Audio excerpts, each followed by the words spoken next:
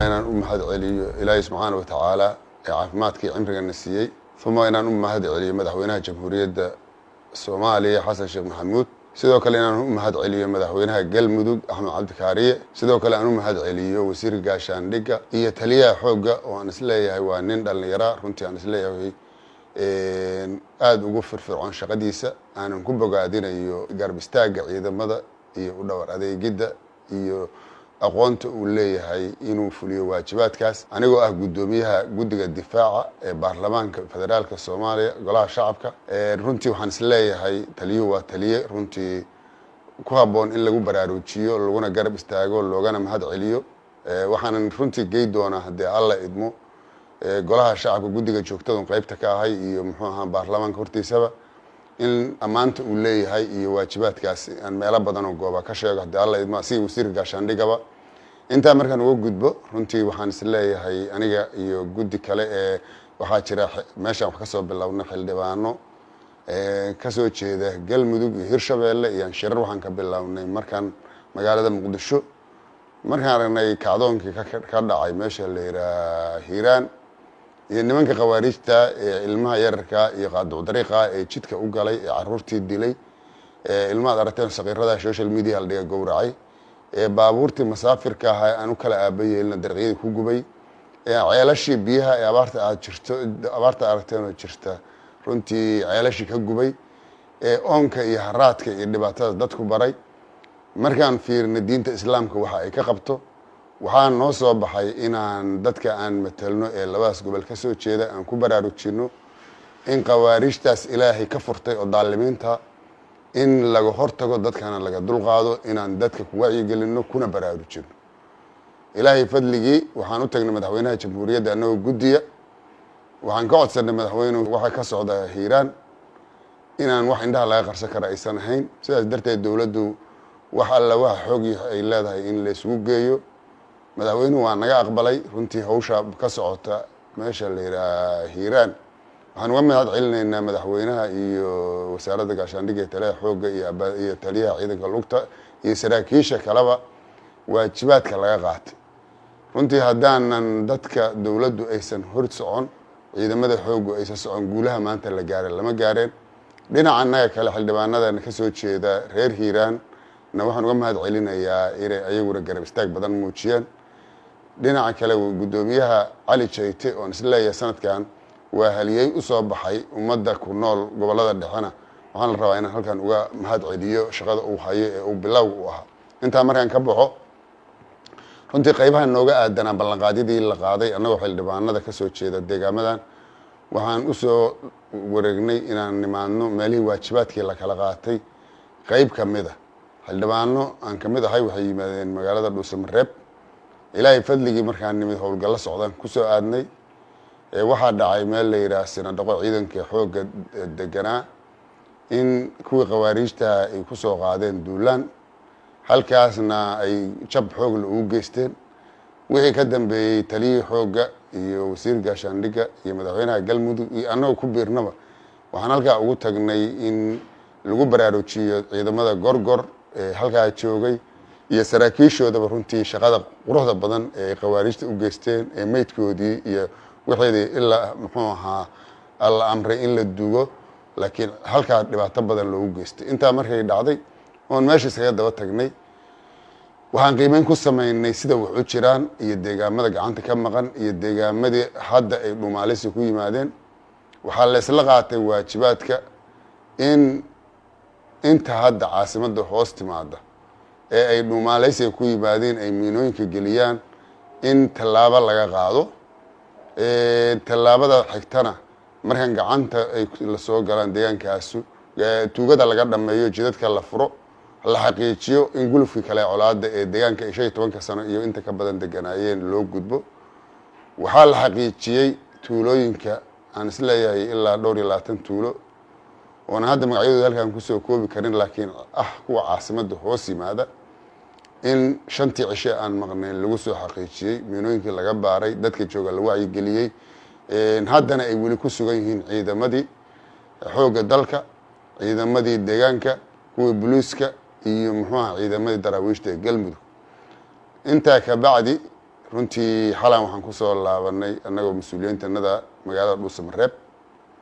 ilaahay fadligii miinooyinkiina waa laga bixiyey, guulahaasna waa la soo gaaray, haddana ciidamada weli meeshay jiraan. waxaan rabaa marka inaan qaybtii labaad ee xoreynta markii jidadkii la xaliyey unbaa hadda la rabaa in loo gudbo, loona diyaar yahay, ciidamadiina ay diyaar u yihiin. ilaahay fadligii ciidanka xoogga dalka Soomaaliyeed iyo taliyahoodaba maanta waxaan is leeyahay dalkan AMISOM iyo cid kale iyo muxuu ahaa meelaha uun la qabtay inay xaliyaan moogiya way ku filan yihiin.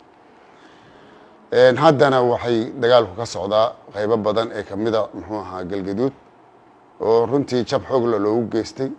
deegaamadaasoo kamida deegaamada aan xildhibaanka u ahay hadda ay cirifkoodii la galay, taasna aan rabno inaan ka qayb qaadano biidni illah, si aan dadka walaalaha aan la dhihin heer hebel aan kusoo duulay, heer hebel aan kusoo duulay. dhinaca xiin dheere ku aadan inaan ciidamada aan xoreynta inaan qayb kamid ah hadda halkaa u dirno.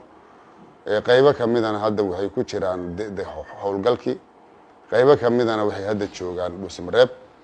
intaa markaan ka gudbo waxaan rabnaa inaan u gudubno haddii alla idmo dadka xildhibaanada ee aan waajibaad kala qaadanay ee walaalaha ee hadda jooga le muxuu ahaa afka in laga celiya lama rabo. waa maantoo kale waa maalintii dadku qabiilaad waayo, qabiilaadka hawiyaha inaan runtii ka kicino deegaanada walaalaha kale ee Soomaaliyeedna u sheegno iyaan isla qaadanay. qabiilka la yiraahdo mursadaha hadda abaabul xoog leh wadaan intaan ka warqabo. qabiilka la yiraahdo mudulood oo qayb kamida waliba ay yihiin Galmudug na hadda idaacadaha waad kala socotaan oo waxay wadaan abaabul xoog leh. qabiilka la yiraahdo saruurka oo deegaamada bariga dadka laga haystay kamida waxay wadaan abaabul xoog leh. qabiilka Saleebaanka oo ay dhinac yar uga jiraan waxaad aragteen maanta wadaan. qabiilka muxuu ahaa Cayrka oo ayaguna ah runtii lafdhabarka deegaanka aan hadda joogno na waxay howlgalkoodii way socotaa, diyaar garowgoodii. intaa markii la isku daro waxaan rabaa in cid kasta ee kamida dadkii aan soo sheegay inay u diyaar garoobaan qawaariijta jidka iyo jahadjidka oo dhibaatada ku haya in dadka laga dulkiciyo. waxaan rabaa marka inaan u mahad celiyo dadka caasimada degan ee haddii barasaabka gobolka heer gobol tahay iyo haddii heer degmata horkacayo Geedo Qorow iyo hadday tahay dhalinyarada iyo arrimaha bulshada iyo hadday gabdha yihiinba runtii hiil iyo hoorna la garab taagnaa. ayagana waxaan rabaa inaan u mahad celiyo. intaa kale waxaan rabaa xildhibaanada qaybta aan xildhibaanada u ah aniga xildhibaanada kale halkaan joogna ee heer gobol, heer federaal, heer maamul goboleed annaga tuutaa waxaan u xiranay inaan tallaabtaas wax ka qabano. laakiin waxaa xoogaa in ku dhaliilaynaa inaad qaybihiini dib u dhacdeen. waxaa la rabaa jaaliyaduhu inay kasoo qayb qaataan. maanta qawaariijtaas haddaan dadka laga kicinna runtii dadku dib u dhac badana ku jira.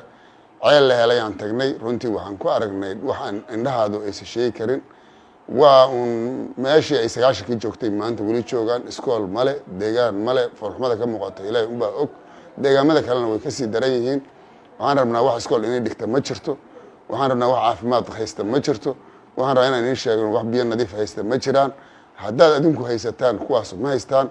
walaalayaal waxaan rabnaa inaad u diyaar garowdaan oo heeliyaho ninka xoog bixi kara iyo ninka xoolo bixi kara iyo gabadhii in loo istaago maanta in qawaariijta laga dulqaado.